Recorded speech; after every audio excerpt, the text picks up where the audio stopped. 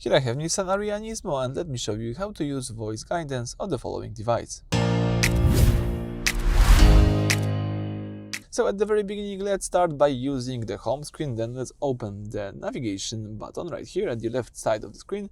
If you tap the navigation, of course, you can enable and use the navigation app. Then let's find and select the settings. The setting is located right here at the top of the screen. And now you've got access to the navigation settings.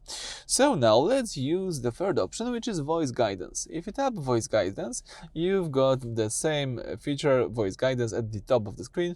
And you can enable or disable this feature just by using this switcher.